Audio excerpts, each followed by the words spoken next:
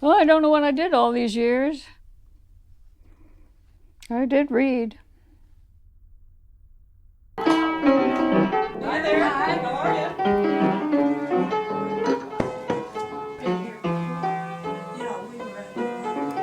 Ginger ale, Coke. Hi, Oh, Virginia. yes, I didn't recognize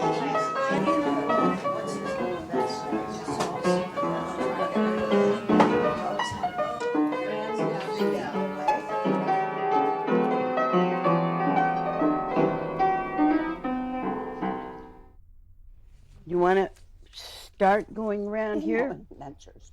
Jean, you want to go first? I didn't think I would like this. Nothing is Impossible by Christopher Reeve, but I did. I liked it very much. I don't know who helped him write it, but it's good, and I find that I'd like to shove it at some people who complain a lot. All right. Emily? Well, now, Boy, we're moving I right have along. one about on a grander scale, The Outstanding Life of Christopher Wren. It's only 600 pages. Large print? Nice. I think it's still about the books.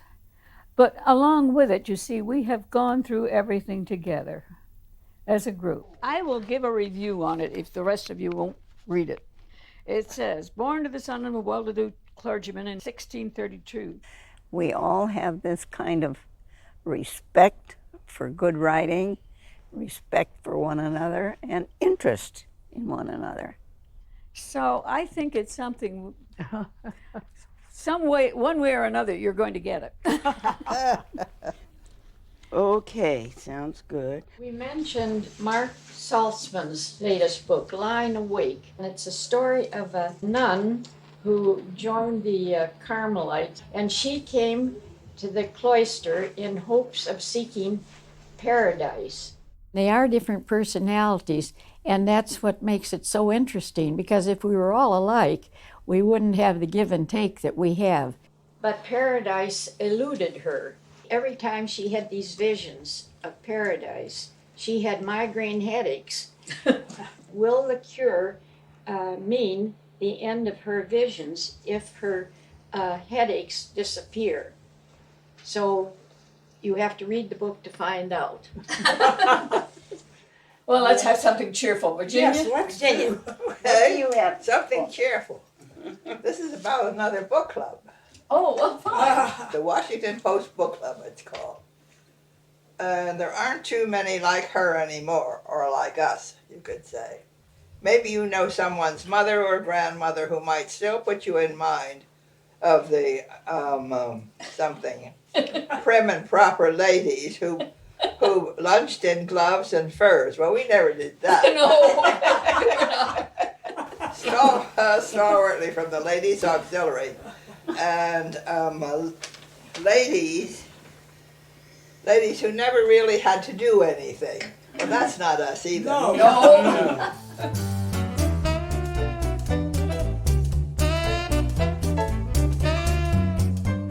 But it's worked out very well for the book club. Why we, or we wouldn't have stuck together all these, whatever it is, 70 years or, how long is it, Emily? 60? Oh, 60. 62 this year. You've been in 60, I think. Well, there you go. Give or take a few years.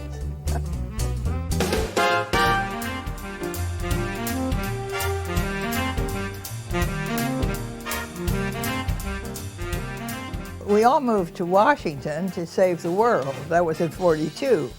And Washington was alive and exciting and vibrant, and I was so thrilled to be here and be able to see FDR roll down Pennsylvania Avenue. And so I wound up in the same apartment complex that Emily was in. Buckingham it was called. And it was just a new development because, see, all these people were swarming into Washington, and there was no place for them to live because Washington was a country town, sort of, a lot of country towns put together. So this was a new establishment that they put up to try to house these people. So that's where I met Emily, and Emily had been had started the book club, or she belonged to it, and then I came into it about a year later. As I remember it, in those days, when you got married, you usually didn't work. In fact, during the Depression, if you got married, you lost your job. Only one salary in a family.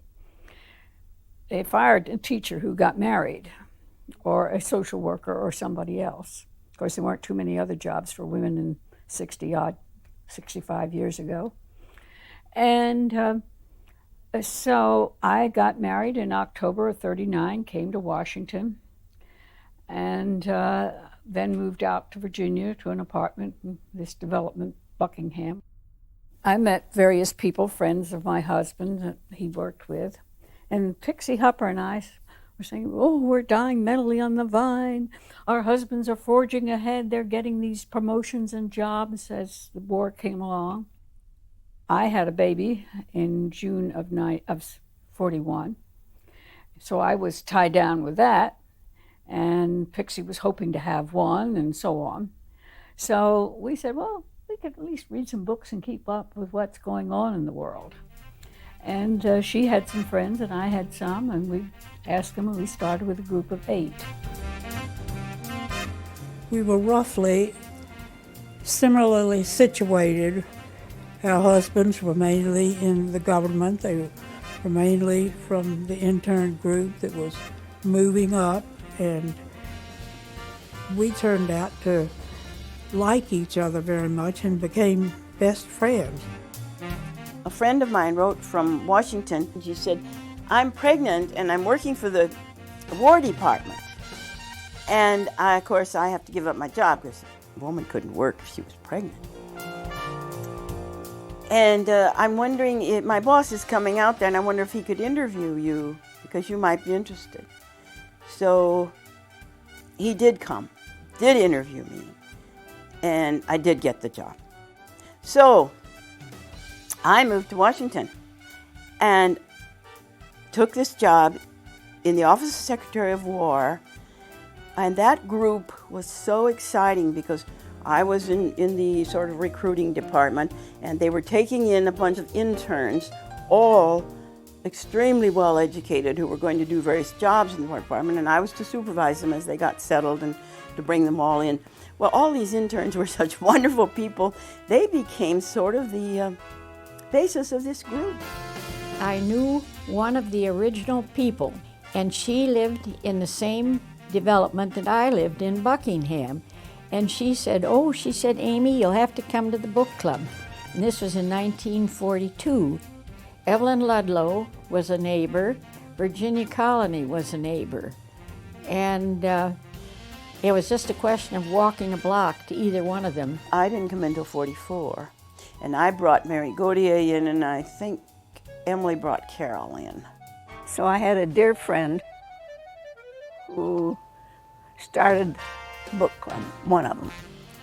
And she was a neighbor, and so when there was a vacancy, come on in, Jean, so I did.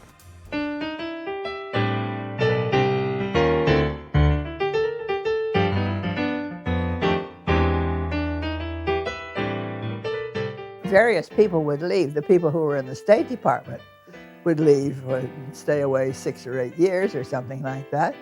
And then when they came back, they simply came back into book club as though nothing had happened, and just took their places.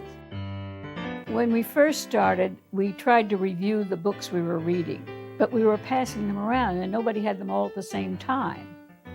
And we didn't want to spend the money of all buying the same book, heavens. We didn't have that kind of money. In those days, well, when I was married, my husband made $150 a month, and we lived on it. We didn't live in a fancy style, but we could live comfortably. And so you just didn't buy even $5 books without thinking twice. When we were young mothers who were busy raising children and cooking and felt pretty homebound, we wanted to read something important, and we really sometimes got pretty deep, historic, fine print things that we felt would improve our minds while we were changing diapers during the daytime. Emily especially, would throw in something challenging. A Short History of Chinese Civilization. We thought we should be educated. There was great discussion about religion, and there were a variety of religions, of course, that our book club members followed, and we didn't all agree on it. A couple of the people, Mary Latham and Helen Stanley, both decided to become Unitarians, and that was all right. But Mary especially felt that everybody who did not become a Unitarian was not very bright. And she made that clear so that especially Evelyn and Emily and I were upset. And so we said, never again will we even bring up religion. And we didn't, and that solved that. It was just taboo. So that was the only time we really had to make such a decision about anything that I remember. And then when it came to politics, I think that as a matter of fact, and I think Emily also, we voted independent. My husband always said that that was the wrong way to vote because it didn't count, because he would probably cancel it. And there was an argument about that, because I had that argument at home, because I would vote for the person, regardless of the party. But my husband said, if you're a party member, you just don't do that, because you're voting for the slate. And I couldn't agree with him. And I think that most of the girls pretty well voted straight. I think, I don't know whether I should say it or not, because I think that most of them were Democrats. And I voted Republican on occasion, but I made it clear to some of my friends in the book club that I was still independent and could choose the person that I wanted, and it would not be maybe a straight ticket. So yes, we had a lot of discussion on that sort of thing. We did have one Republican. We tried to be careful what we said in front of her. It's like, not talking about church and not religion and not being careful about us, other people, which I think is a show of affection. Some girls, of course, were more willing to talk than others. And I would say that I was more reserved about some of the things that I would talk about. She described her fiancé as a wonderful person, kind, loyal, intelligent, and humorous. They'd been living together for some time and got on very well. She described him as perfect, with one exception: he lacked passion. Their romantic life was pleasant but boring. He asked her permission every time he kissed her. She was not sure that this was what she wanted in a man. I think it's gone too far in the last few years, because I object to seeing a bed scene. If you're sitting with company, you get so embarrassed watching a pair in bed, and you keep wondering, when are they going to get through? When are they going to get through? You sweat. You really worry about it. Well, you, Amy, I don't. When I was a senior in college, the prom queen got pregnant. The whole town was aghast. In fact, I think the state of Oregon was aghast. I mean, it just wasn't. If it was done, you didn't talk. I tell you, they didn't have equipment on every drugstore counter in those days. I remember going to the beach, and when I was working at the beach, I started at 16, and some of the fellows that lived there would date us, the girls who were working, and they had something definite in mind, and I can remember, no way, you're not going to get away with that with me. They wanted to have intercourse with me. Really? After this happened with that prom queen, they had health people go around to the different houses with charts. I remember 2 girls in our house that practically had hysterics. They had never known anything about, and they were popular, attractive girls. They'd never known anything about intercourse, about the man and the woman. I learned something about it from my mother, but I didn't really get the nitty-gritty of everything like that until I joined a sorority. And you learned everything there. They had a book that they passed around, a graphic book. And boy, that was a popular book. The building shook violently, and she was thrown to the floor. In the darkness, she could hear things falling all around her. When the shaking stopped, she, a few saleswomen, and several other customers somehow made their way down the stairs in the dark to the front door. Helene found herself standing in the street in a very expensive dress and perfectly matching 4-inch heels. All of her own clothes and her purse were somewhere in the dark chaos of a building which quite possibly was no longer safe to re-enter. She turned north and started walking toward her home many miles away in San Rafael. Can you imagine? It took her almost 8 hours to reach there. And she had shape were her feet? After a short time, her feet began to hurt, so she took off the heels and threw them away.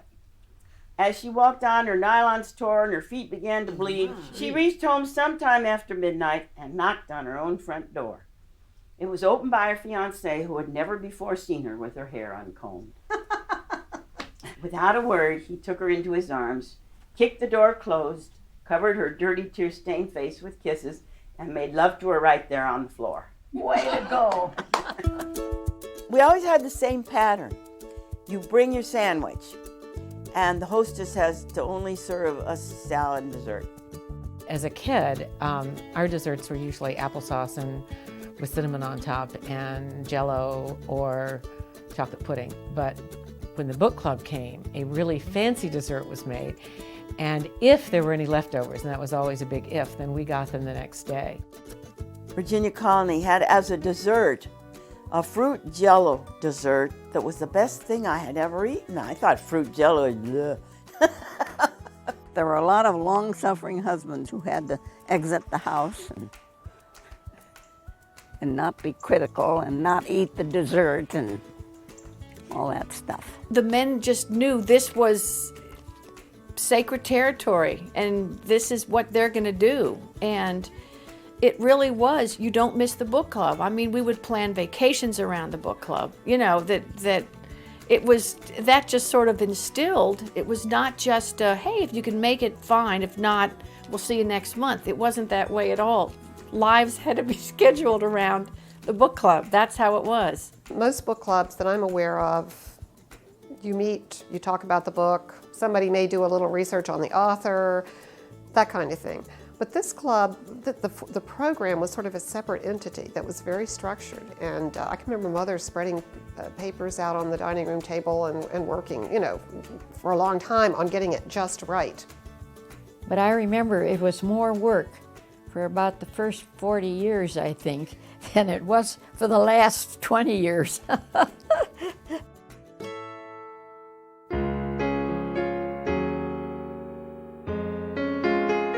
3 months ago, I tuned into the Diane Rehm radio show, and she was interviewing an Irish woman, Nuala O'Fallon. This is the 3rd of her books, Are You Somebody? I was one of 9 children when 9 was not even thought of as a big family among the teeming, penniless, anonymous Irish of the day.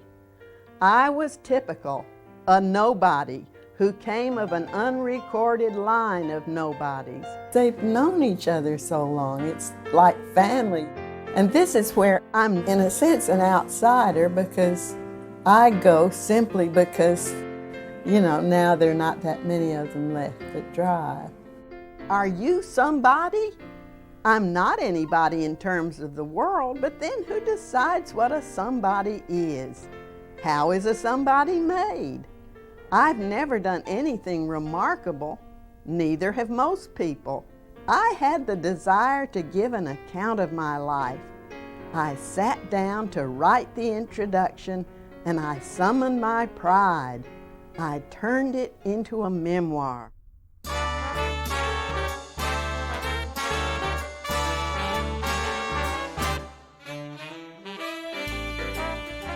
The beginning of the war, my husband was called to Washington, D.C., and to the War Department, and he had to get leave from the Army for a weekend to come back and marry me. Those war years, to me, are long hours for him and bringing up babies for me. Fritz was one of the first 3 specialists in developing German order of battle. He worked night and day like all the other people did, and when the blackouts came, we would have a dinner out on the stairs in the Buckingham Hall, and they'd have the windows all blacked out, and so we used to eat our dinner out there when he came home about 9 or 10 o'clock at night, and so that was the routine for a lot of the days during the war. And I didn't know what he was doing most of the time. He came home one night and he said, "Well, I'm leaving for England tomorrow morning." He said, "Can you have me packed?" And I said, "Well, Fritz," I said, "all your shorts and undershirts are at the laundry." I said, "What am I going to do?" He had to borrow them. Because where can you go and buy anything about 9 o'clock at night? That's the way his trips over there were. He just announced it one day and then would go the next day. So it kept me kind of on my toes wondering how things would go. I managed to get to the book club, and it was always a relief to get out and meet everybody else who was in the same boat practically.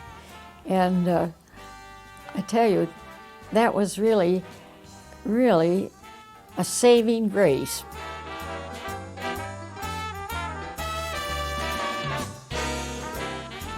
We had to get laundry services because Buckingham didn't have laundry facilities at that time. No.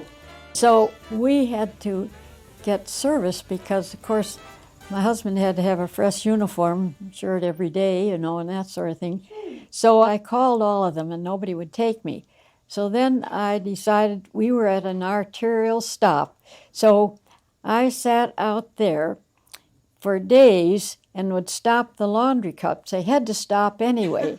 And I hailed the laundry trucks. And I said, "Well, I'm desperate." And finally, Bergman's took me. Yeah. I was so happy that I practically kissed the man, because here the laundry was always piling up and I didn't know what to do and couldn't get to the laundry. So that I remember.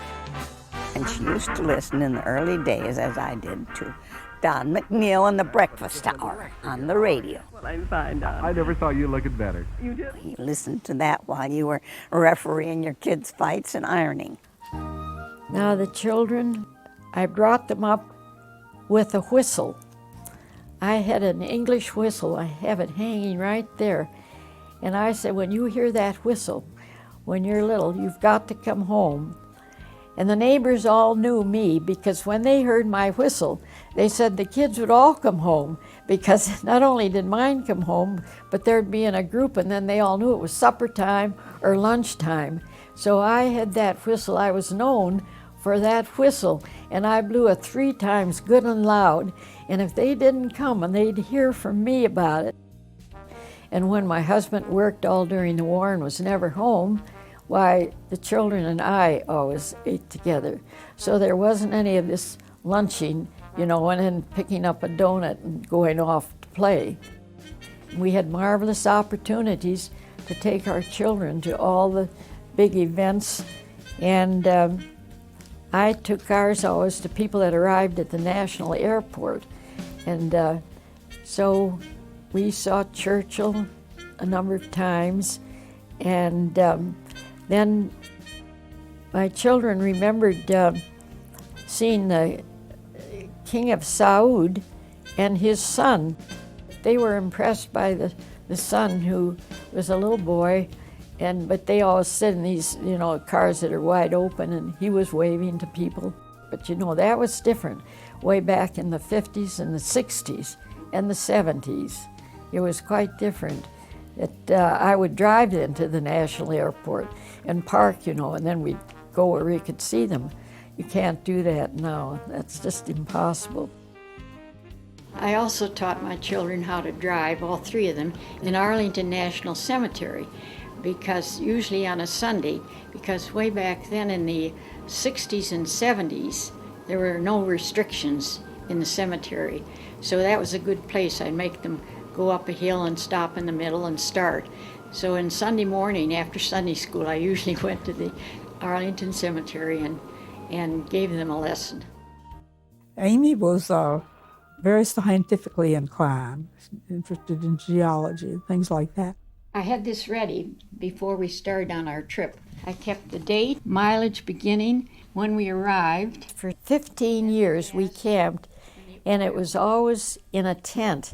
We did not have any other type of cover, so I always thought of it as 15 years under canvas. And the motel, if we stayed at any, and you'll notice that we were camping, so that remains empty. The price of gasoline was around 29 or 30 cents a gallon. Think of what it is now. So I have a pretty complete record because I kept a picture book for every trip and a journal for every book for the 15 years. And they have been such fun to reread. We covered in our camping 71,000 miles under tent. She's so trim and so cute and so in charge, and she likes to entertain, and she makes wonderful desserts. And I'm in charge of the Whatnot shop for 2 months, 50 cents. Well, that's where we collect stuff from the residents here, everything except clothes, and then we price it and put it down, and twice a month the Whatnot shop is open, and you can get real bargains there. Some people collect these old records, They're very popular. Now look at that. I read that book. There it's 50 cents, and it looks like a brand new book. That was a good book. We got everything down there. Pictures, dishes, linen, whatnots. And then, of course, some things we're not quite sure what they're for, but we sell them anyway. And we make thousands of dollars to help people who find that as the years go by and the prices go up, that they need some financial help to stay here. Crampton Hodnet by Barbara Pym. She had the makings of a style of her own, marked by wit, humor, and delightful details of her characters of everyday life, the characters that she met of everyday life. So it's nothing very startling, but it's just awfully a lot of fun to read her stories.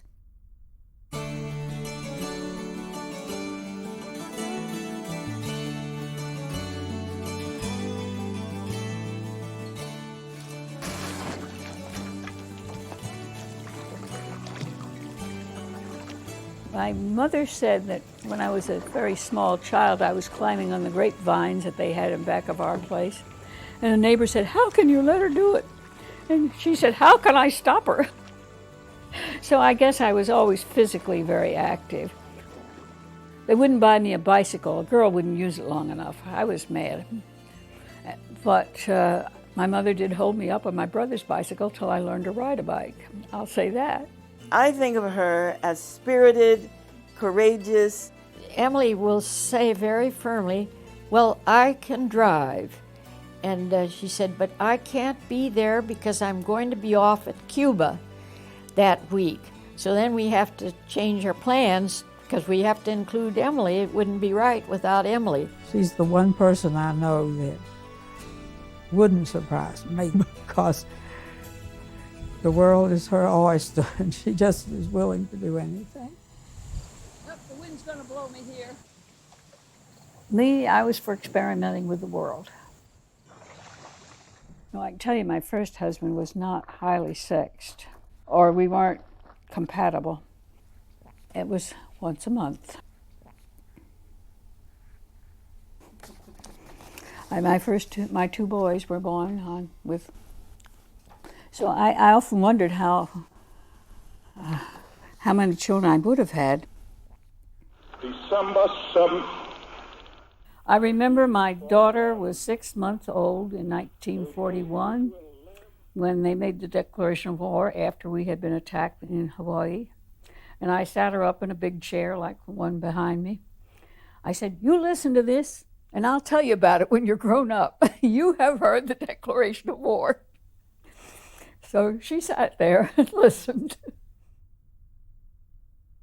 In the mid-50s, I went to work. My daughter needed some therapy.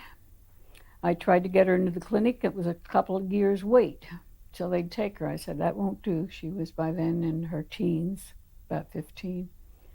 And so I said, "I will get a job." And I did.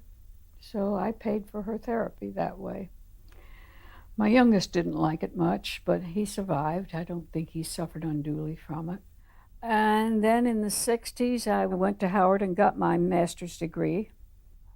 When she and Eric were splitting up, she was working on her master's in social work, and she came over and used our den every night to write her papers, because this was rather a secret project. I got a master's degree because I knew that I could get a better job and support myself better. And I knew I'd have to support myself if I say I want to live alone. I wasn't really surprised. I can remember years before when I was a teenager wondering if they might get divorced. And I'll always remember when they sat in our living room and told us that they were visiting. I was married and had a couple kids then, and told me and my husband they were getting a divorce. And I'll always remember what my father said. He said, "Yes, I'm really sad. I don't know who's going to do my laundry. I don't know who's going to clean. I'm really upset." And I was so glad he said that, because it made it perfectly clear why the divorce was appropriate. And, and he did seem surprised. He was just oblivious. He was a nice man. Yes, he was. But living with a nice man is not the same as being married to somebody who's human. I didn't lose any friends, I don't think, over it. I can remember neighbors giving me a lecture and so on, but they weren't book club members. They didn't lecture me. I changed church, went downtown to church instead of going to the one I thought it was too embarrassing to go where I had been going. Well, it was a small church, and if Eric was going to continue to go there, I didn't think I could really pay attention to the church. I had various men friends, black men, white men, Jewish men, Gentile. It was all right with me. I didn't care what they were, as long as they were interesting. When I was talking about this, I said, there are not that many men when you're in your 50s. He said, "It only takes one." It's so Emily. She told me, "By the way, Sally, I'm remarried." And I was so pleased for her and said what I thought would be the very appropriate response, which was, "Well, I'm so happy for you, and I know it's good to have company and someone to share things with." And she said, "Well, really, Sally, he's the best one yet." And I said, "Oh, so you really enjoy, going places and doing things together?" And she said, "Sally, I'm talking about the sex. I mean, it's great." Now, I will say that she went on to say, "I mean, it's great snuggling, So I didn't have a picture of rampant sex in Collington, but at the same time, I thought this woman still knows how to reach out and grab life, and I think that's just so wonderful. Some years ago, not too many, I think Mother was in her 70s, we were chatting on the phone, and we would often compare what was going on or what we were reading or something. And she told me about a book that she had run into that she thought was really good and she recommended, and it was called Making Peace with Your Parents. And it had, I think, worksheets that you could fill out and kind of evaluate and process issues. And I assumed that she was suggesting it to me for my mental health and serenity. And she said, oh no, she said, I'm using it to make peace with my own parents, who of course were long gone, but I was so struck. To me, that was kind of symbolic of the way that my mother, Emily, was always growing and always willing to change some more. And it's been one of the things that I've always admired about her a lot. I have felt only in the last few years a whole person, satisfied with whom I am and my life. I was going to read to you a little bit about that. Nature treats all her children as she does the fields and forest. In late autumn, as cold blasts are coming on, she strips us for the ordeal that is waiting. Our steps grow slower, our efforts briefer, our journeys shorter, our ambitions are not so irresistible, our hopes no longer wear wings. I confess my steps have grown slower. My short-term memory is fading. I find it harder to work those grueling 18-hour days preparing for trial. But my hopes still wear wings.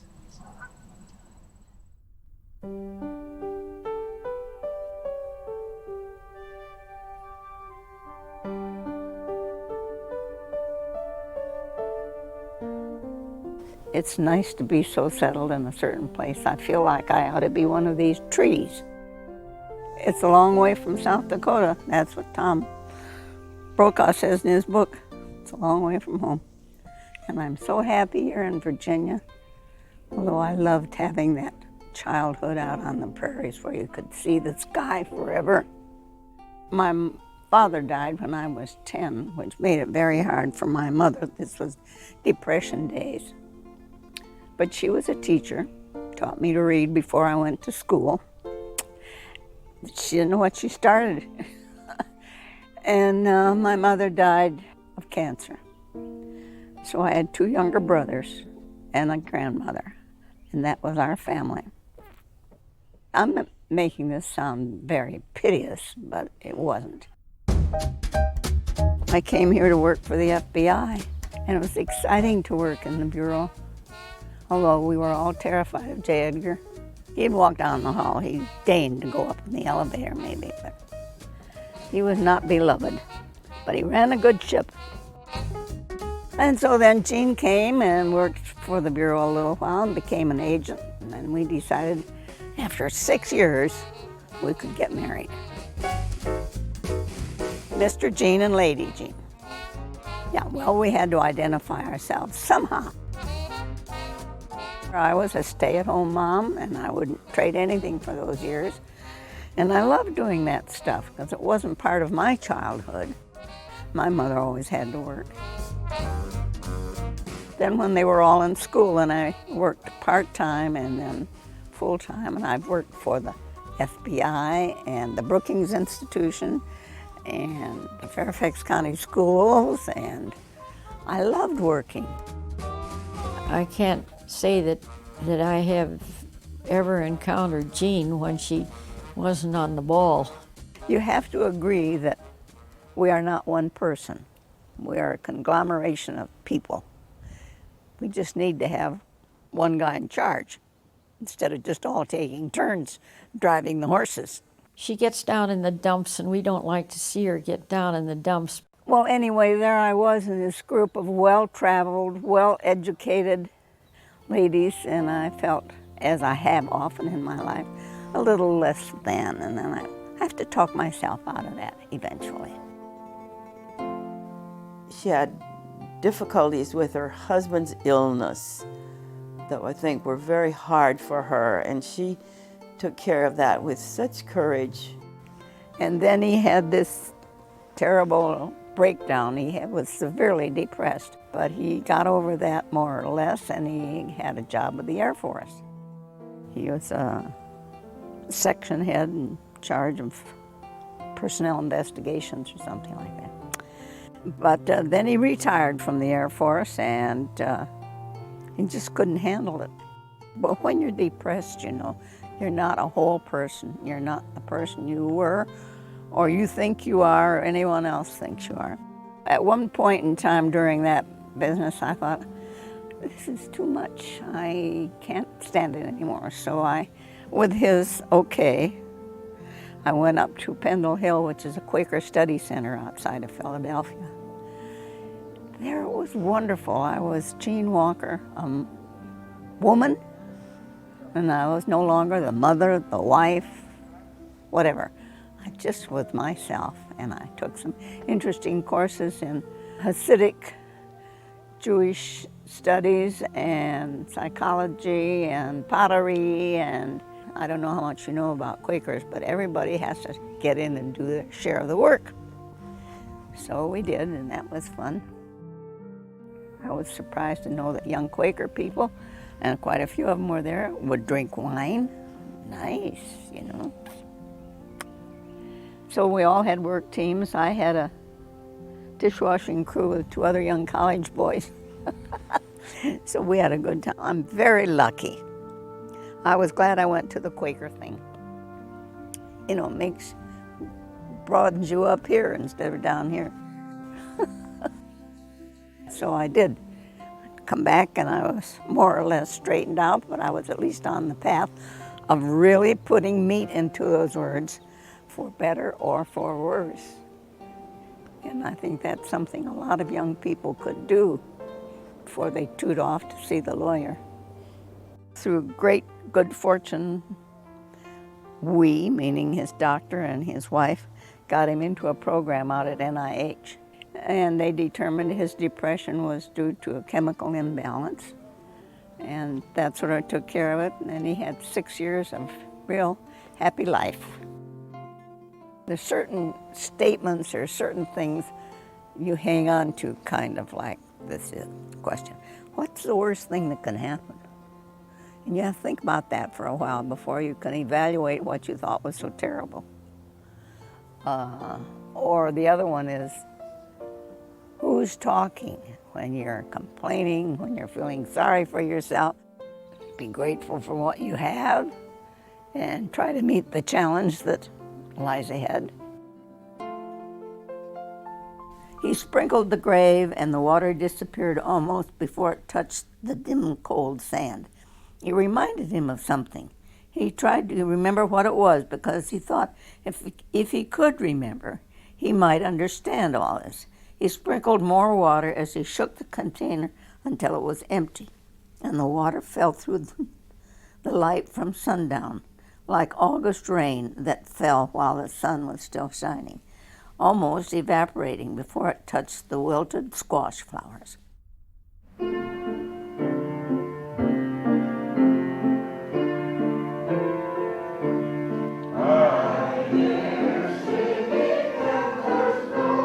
Mary Latham, everybody knows her. She is a dynamo and is always involved in everything.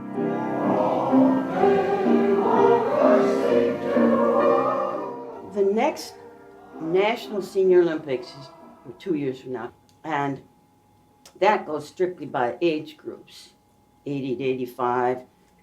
I could hardly wait to be 86 and get rid of all those young 80-year-olds coming in. One day when I was swimming, the little lifeguard stopped me beside the pool and said, I think you could do as well as these people in the top 10 in the country in U.S. Masters swimming in the backstroke. I would get up on that block ready to start an event, and I'd think, what am I doing here?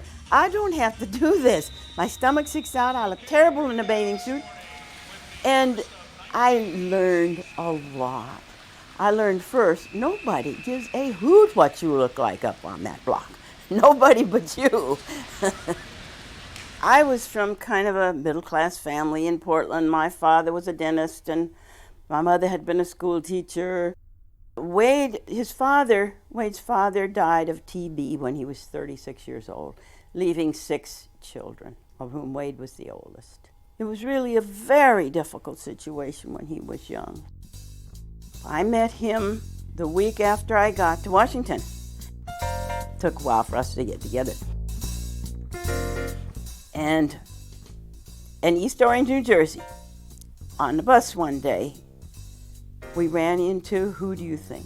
Vic Gaudier, who had been a friend in OSW, and his wife, obviously, because she was pregnant, a girl named Mary, they were there on the bus. That's where we met. Wade and I had thought it was time for us to have family, and we hadn't had much luck. So Mary said, why don't you go to my doctor? So I did make an appointment, went to her doctor in New York, and he cleaned out things down there somehow. So I think I must have gotten pregnant the next night, because my Tom was born not too many months after her Rob. She had 2 children, and then the discussion was whether they should have 2 children or 3. Wade was satisfied with 2, but Mary wanted 3 or 4. And she got pregnant with a 3rd, which was supposed to be their last, and I dreamt she was having twins, and I told her, and we laughed about it. It was about the 8th month when the doctor looked at me and said, hey, either we've got the date wrong here, or you better go have an x-ray. And so I had an x-ray, and it looked like all arms and legs to me. I thought, gee, I hope everything else is there in that x-ray. I came home from that x-ray, and Wade was out in the backyard breaking leaves or something. And he said, well, what did he say? And I said, yeah, it's twins. And he said, sat down a log. He said, I hope they're both boys so they can work their way through college. I feel so fortunate. I feel I've just had an exceptional life because of all the experiences we had. When Wade came home one day and said, a job's opening up in India they want to give me, and I had 4 small children. Ha ha ha. I said, let's go. The twins were 2, Elizabeth was 5, Tom was 7. And a whole bunch of our friends, book club and others, came down to see us off on the plane, a Pan Am plane, Pan Am 1, which went around the world. It was a huge plane, but it only took 20 passengers. And it had a sort of a big kind of a deck, and then it had a little upper deck where you went to have cocktails, and then it had 6 bunks for sleeping. And we were given 4 of those bunks because we had the kids to put down, take up. And it took a long time to get to India. It took us 3 days to get to India in 1952. We stopped for a brief stop, I remember, in Basra. And we went to the airport there because I had to change the twins' diapers. And it was sort of, I guess early in the night. And there were a group of women squatted on the floor that watched me do this. It was the early days of disposable diapers. I thank God for disposable diapers. And they were absolutely fascinated at what I was doing. There was such color in India. Of course, I love fabrics, and I sew. And I just fell in love with those Indian fabrics. In fact, how many years later is it? 1954 we left there? I have a few saris and things in my trunk in there that I still treasure, because they were so beautiful. When we were in the Foreign Service, the officer and his wife were really a team. Dean Rusk, who was Secretary of State for quite a while, used to say that Foreign Service was the only profession, with the exception of ministers of the church, where you got 2 for the price of 1. And we just felt very proud about that. We were all teams. We all felt that we were important to the mission and participated as much as we could in the host country. Turkey, 1959. The Lathrams send greetings and joyous Noel. We're 3 months in Turkey, all happy and well. A few say that Ankara is dreary and bare, but most here, like us, find it friendly and fair. The view from our hillside apartment's attractive, makes up for the plumbing, which is sometimes inactive. We've had several trips, hope to have many more. There's antiquity, ruins, and history galore.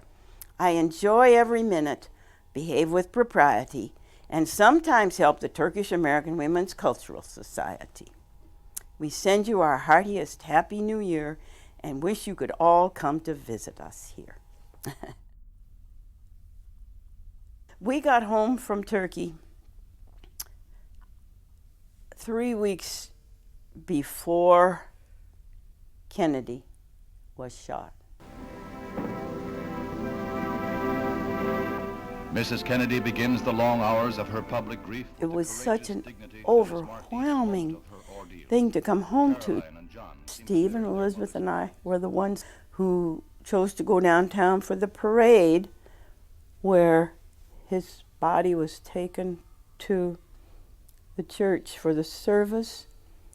And here was Jackie with her veil and the 2 children and little John. What a thing to come home to. We were very fond of all of them, but David was sort of special, and he was sort of the oddball in the family. He was not as sociable as the other children, and probably not as athletic. Steve, his twin brother, was pretty athletic and so on, and of course Mary was very much so. She would walk on her hands to entertain her children. I was doing some work in town with a small settlement, and Dave would come in and help when he was a high school kid. So he sort of attached himself to us as much as we to him. And I remember this Poor People's March on Washington. They came in wagons and everything. It was a protest. And they set up their tents on the mall there. And David, after school, would go down there. He would take a hammer downstairs and go down there. And I said, David, do they welcome you? He says, they welcome me as long as I've got this hammer. And he saw things like that. And I was so proud of him. He got his RN and he worked as a professional nurse in a hospital. And I just written him, or he had written me, I forget how it went, and within a week he was dead. I mean, I've talked about David, and that's just something you live with, but suffering is intimately connected to wholeness. The power in suffering to promote integrity is not only a Christian belief, it has been a part of almost every religious tradition. Yet 20 years of working with people with cancer in the setting of unimaginable loss and pain suggests that this may not be a teaching or a religious belief at all, but rather some sort of natural law. That is, we might learn it not by divine revelation, but simply through a careful and patient observation of the nature of the world. Suffering shapes the life force, sometimes into anger, sometimes into blame and self-pity. Eventually, it may show us the freedom of loving and serving life.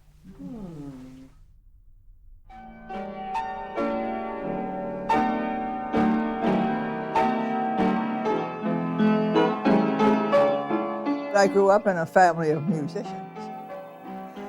So, I heard music playing ever since I was a baby. I was an accompanist always. I played for one woman who whistled. She was pretty good. And I played for the choir. I was the organist at the Vienna Presbyterian Church and stuff like that.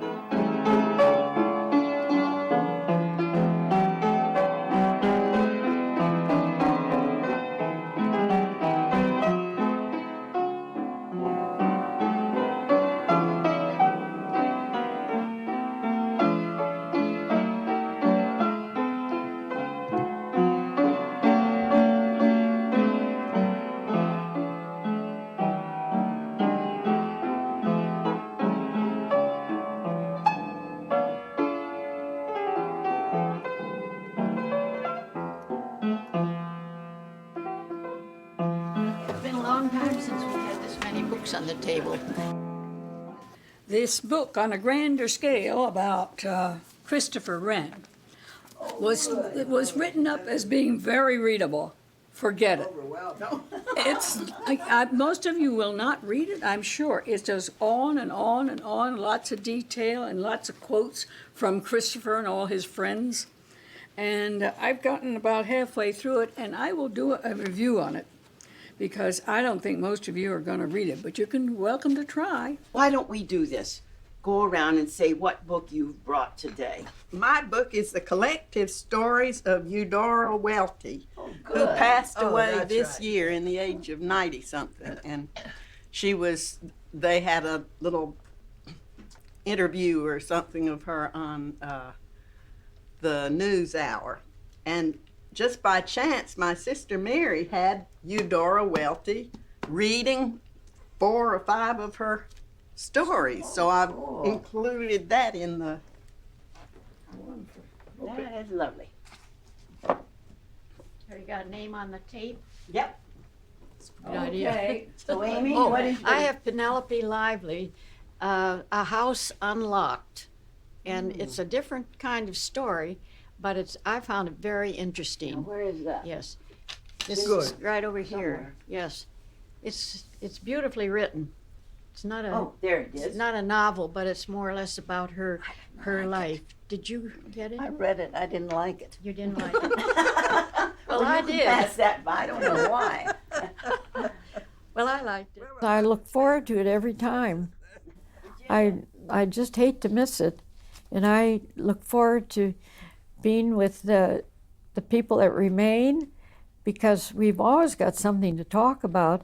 And then we hash over a book or two, or say, well, this is real good, you've got to read this. We had a chance to read all these different books.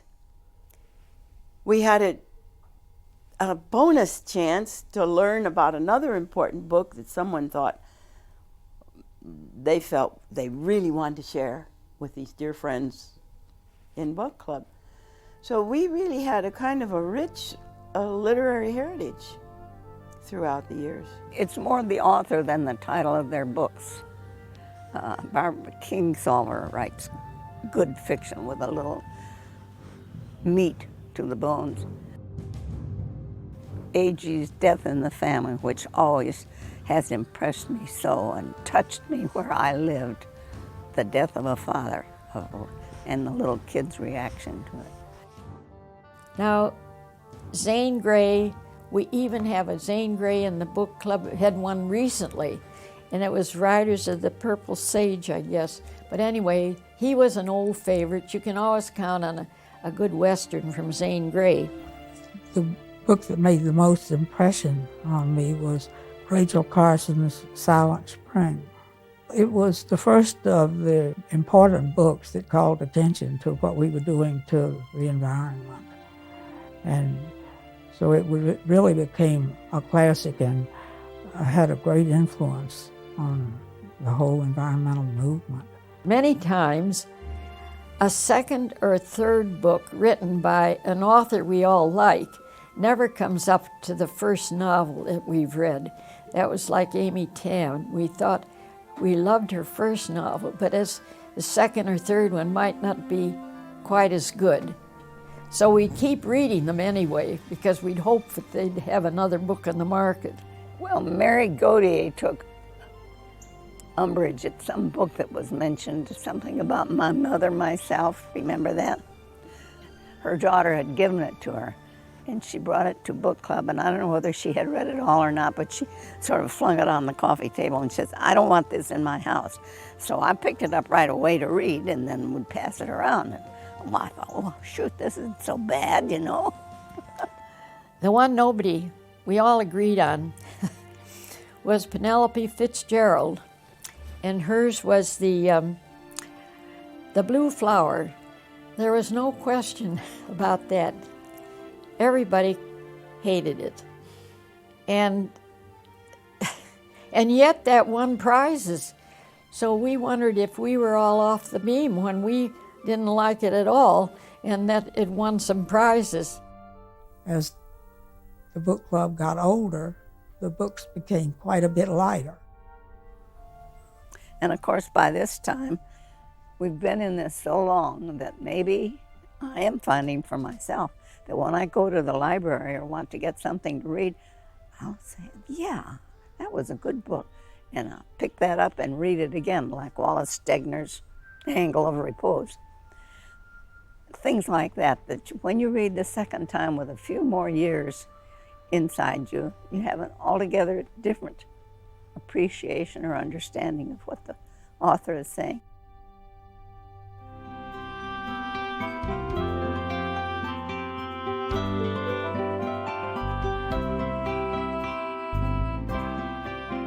Nobody wants to let it die, I guess. I'm not for stopping it. And because some of the members aren't too well, we still would like to meet when we can. We may not be able to follow a schedule, but I hope that we'll be able to meet when we can. Do you want to meet in June, on June 11th? That's only 3 weeks from now. Or do you want to meet 5 weeks from now, which would be the week after that? 5. She wants 5. She wants 5. I don't care. All right. I may not be here for either one. That'd be June 25th. Yes, June 25th. The book club was as much a support group and a group of friends as it was a book club. Our togetherness was a joyous occasion. I mean, no matter, maybe our differences grew as our children left and we had different lives. But when we came together into that room for a book club meeting, here we are again. Well, this has been the most continuity in my life, really. This is 62 years. And I didn't have a marriage for 62 years. I didn't have parents. Well, no, I was younger than that when my parents died. And so it's a continuity, I guess, that has been as important as almost the reading and the friends there. And I think the fact that we've been together all this time and have great affection for one another and respect for one another is more important almost than the books we've read. Each of us has gone through a period in our lives when it was difficult and when they've been helpful. When my husband died too, they were very, very thoughtful in what they said and did, yes. It made quite a difference. So then we wound up being a kind of a support group. And that's really the neat part, when you see some of your friends, you know she's not going to be happy in that marriage, but you're going to be there for her when it all hits the fan, and indeed we are. They were real friends of the kind that they care about you and not only your pain, but your successes, your happiness. As it turned out, it was the support group of my life.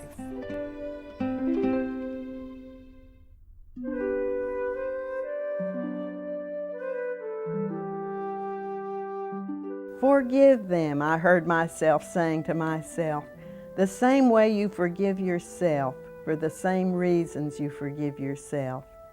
And with that, a tiny moment, but a true one, something inside me that had been agitated for as long as I could remember went quiet for the first time.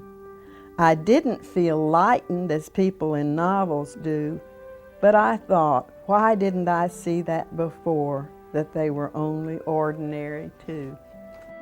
I come into the peace of wild things who do not text their lives with forethought of grief.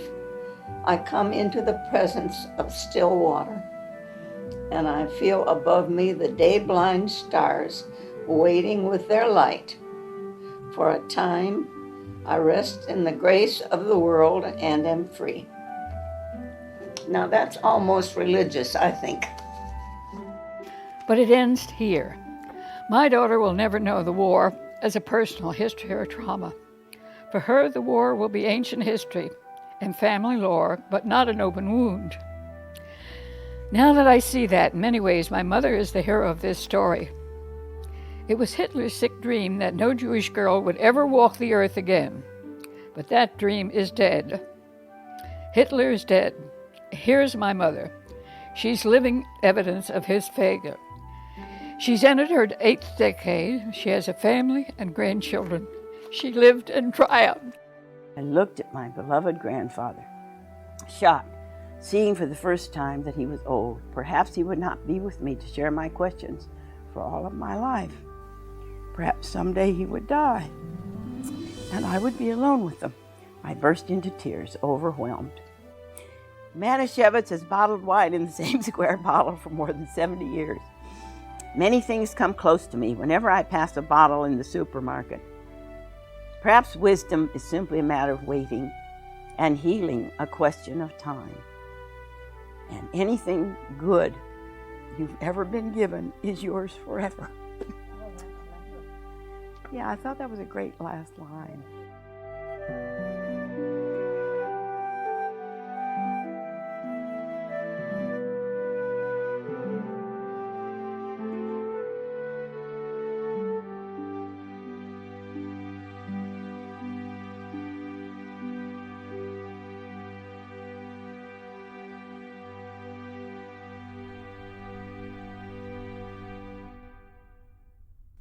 Well, the sharp points were worn down a bit, and we all got along regardless.